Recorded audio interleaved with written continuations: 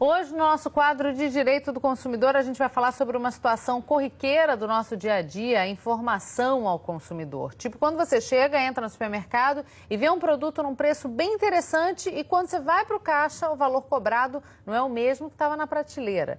O que fazer quando a informação não é prestada de modo adequado, claro e preciso? Que cuidados a gente deve ter com as famosas letras miúdas?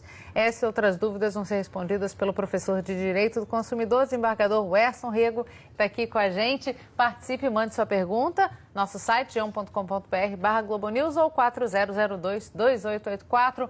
Werson, boa tarde para você. Sua frasezinha clássica de informação adequada, clara e precisa é fundamental quando o assunto é esse, né? É verdade, a gente precisa tratar a informação como um bem de consumo. É direito fundamental do consumidor que a informação seja a ele transmitida de maneira adequada, clara, precisa e suficiente. Se é um direito dele, é um dever de quem com ele se relaciona. Daí porque quando se diz que ela tem que ser adequada, ela tem que ter todos os elementos capazes a formar o bom convencimento dele a respeito do produto ou serviço que ele pretende contratar ou adquirir. E já tem pergunta do Renan Carvalho de Brasília. Olha, ele fala: comprei alguns produtos em um site de cosméticos. Na hora da finalização da compra, cobraram uma taxa extra com o argumento de que era uma taxa estadual. Isso é permitido? Isso poderia ser considerado a letra miúda no mercado online? Sim, a gente tem a letra miúda no contrato fixo, no contrato físico, e a gente também tem as armadilhas nos contratos celebrados por via eletrônica. Nesse caso, todas as informações elas têm que ser prestadas ao consumidor antes do momento da finalização da compra. Isto é, antes de eu chegar lá no meu carrinho de compra e dizer finalizar a compra. Essas quantias, esses valores que são acrescentados não devem ser considerados, não deve ser considerado uma prática válida.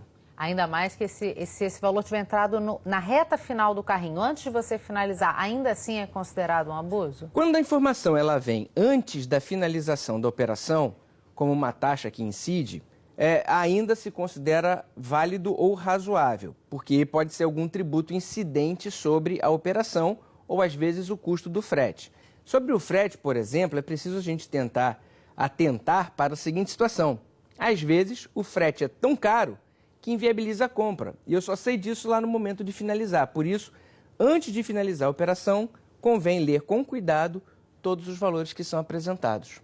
E Werson, e quando a gente tem aquele número bem grande na frente de um produto, num mercado ou numa loja, por exemplo, é quando chega lá dentro, você nota que aquilo ali era o valor da parcela e não o valor do produto. O que a pessoa pode fazer? A estratégia é sempre a mesma. A informação tem que ser adequada, clara e precisa. Ela não pode ser capaz de induzir o consumidor ao erro.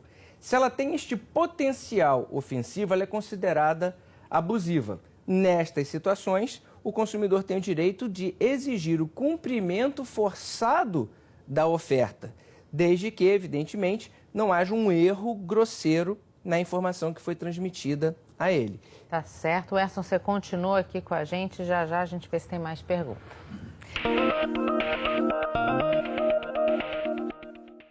A gente volta a conversar com o professor de Direito do Consumidor, desembargador Werson Rego. Nosso assunto é informação ao consumidor, o que fazer quando ela não é prestada de forma clara e precisa. E é exatamente isso que eu quero saber, Werson. O que fazer quando não tem um erro grosseiro, tipo o valor de uma parcela, obviamente não vai ser o valor do produto todo, mas quando a pessoa se depara com alguma coisa absurda, ela pode bater o pé, ela chama a polícia, ela abre o que ela faz? Bom, é muito importante o consumidor entender o seguinte. Diz a lei, toda informação ou publicidade suficientemente clara e precisa vincula aquele que a fizer veicular, isto é, faz parte do contrato. Então, se aquele que presta uma informação ao consumidor não cumprir o que prometeu, o consumidor tem o direito a exigir o cumprimento forçado daquela oferta. Se essa exigência não for satisfeita de imediato, in loco, pelo fornecedor, ele então tem que acionar o sistema de proteção e defesa do consumidor. Convém registrar a ocorrência, documentar o fato e buscar o auxílio de uma entidade de proteção e defesa do consumidor como o PROCON, porque provavelmente terá que buscar em juízo a satisfação do seu direito. Essa outra coisa que causa muita confusão é a tal da renovação automática, que às vezes a pessoa não foi alertada e a coisa é renovada, academia, assinatura de produtos tipo revista, jornal. O que a pessoa pode fazer com relação a isso? Ela tem que ser avisada ou não tem? Sim, tudo depende da qualidade da informação no momento da contratação primitiva. Algumas empresas adotam como estratégia a renovação automática no silêncio do consumidor.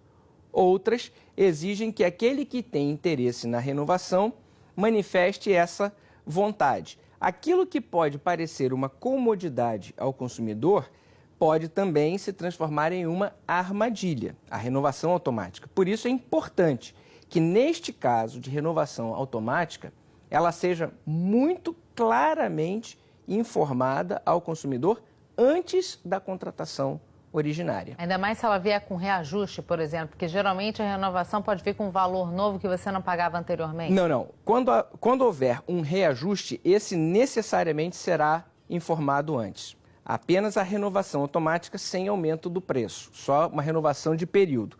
Ajustes nos valores, esses necessariamente serão Tem que ser notificados. Necessariamente. E se, por exemplo, teve essa renovação automática, só que o valor debitado não era debitado automaticamente e a pessoa não pagou. Houve a renovação e a pessoa não pagou. A empresa pode cobrar, botar o nome no Serasa ou qualquer coisa do tipo? Sim. Se foi combinado previamente entre as partes que seria feito o desconto direto numa conta corrente ou na fatura de um cartão de crédito, se o pagamento não houver, o credor, por sua vez, tem o direito de exigir aquilo que também é seu por direito, que seria o pagamento do preço contratado. E, nesse sentido, ele pode se valer dos instrumentos colocados à disposição dele, e, inclusive, previamente notificado, a inscrição do nome do devedor em cadastros de maus pagadores. Pois é, quantos meses a pessoa deveria ficar sem pagar aí para entrar nesse cadastro? Não. Varia?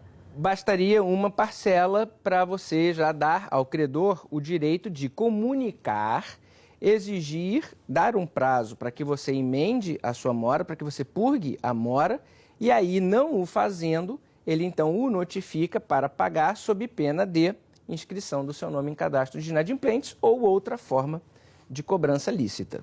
O Brasil ainda precisa ter a informação mais clara e precisa, ou a gente está bem? Não, estamos muito mal no que diz respeito à qualidade da informação.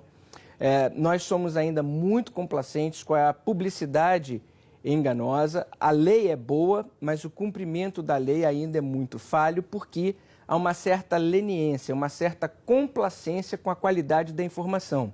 E isso, muitas vezes, faz com que o consumidor pratique um ato de consumo, mas a sua manifestação de vontade está viciada na origem. Então, é preciso que a gente evolua bastante ainda na qualidade da informação que é prestada ao consumidor, para que eu possa exigir dele também uma escolha responsável e maturidade e responsabilidade nas escolhas que ele faz. Portanto, todos fiquem alertos, já que, como disse o Erson, ainda falta muito para ser tudo bem adequado, claro e preciso, né, Erson? Exatamente, ainda falta bastante, principalmente pelo lado dos fornecedores. Obrigada, Erson, pelas informações, pela participação aqui mais uma vez. Eu que agradeço.